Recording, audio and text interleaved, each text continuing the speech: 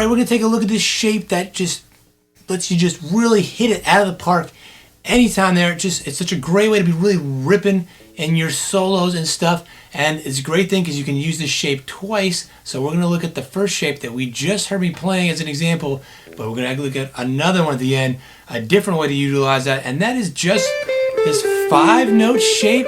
I call it the home plate because it just looks like a home plate in baseball, you know? Just like that tip of that diamond, right? And all it is, in this case, what I was just using in that first example, is the C major pentatonic scale. But this, of course, is not just for C, for anything. So that example, that little track I was playing with, is just a blues in C. And actually, if you know the song, let me know in the comments down below. Let's see if you know what song it is. If you watch a lot of my videos, it just came out recently, the backing track. So you'll probably know. But what we're doing here is just playing these 5 notes.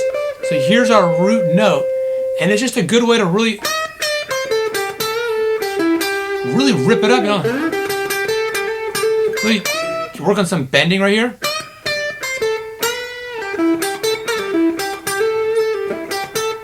And really keeping in mind that's that root note. So this is a way, if it's like, okay, if you're in, say, G, find that G on this string, and it just revolves around that shape right here, that shape, if you know the K, just in the E shape. So that's G in the E shape.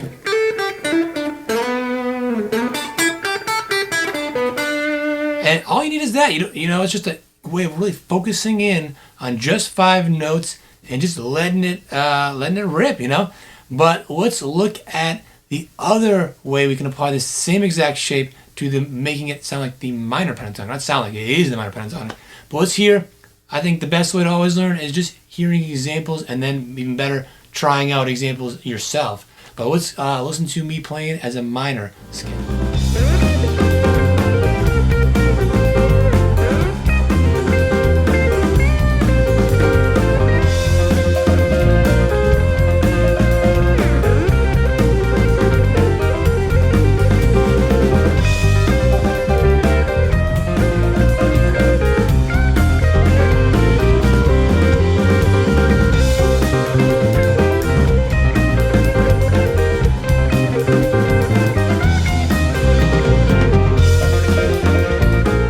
Now, if we take that same shape, we just move it up 3 frets. But instead of this now becomes an E flat major pentatonic, or C minor. Now that root note, instead of it being here, is here. So if you focus on that as a C note, which you can see my playing, I was just hitting that C a lot.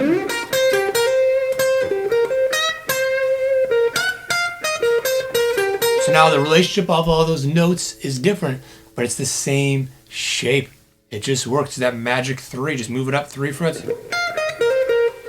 So now say you want to figure out, you know, how do I do this for E? Well, you just have to find an E on this string. We can go down here.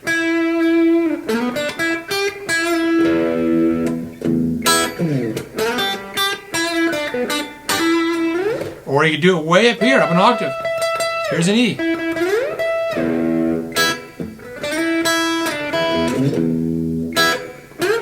Yep, oops.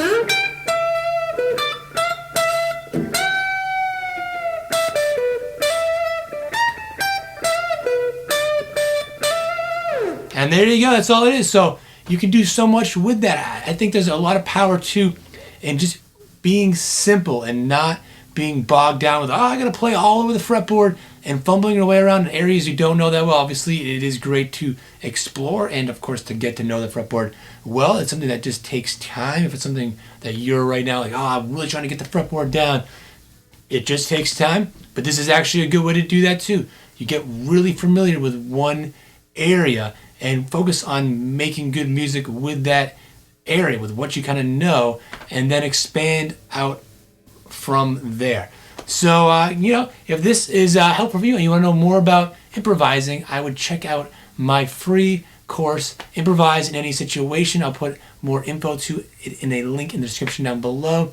It's just a few lessons getting you going And it's a little different. It's not so much focusing on nuts and bolts. It gets into some stuff actually like this, but it's not so much nuts and bolts about music. It is a lot more about using your ear, taking a different perspective on improvising, and a lot of stuff where you can practice yourself, because we've got backing tracks that you can try out anything you want. So check out the link in the description down below. It's a free course, and I'll see you in the next video.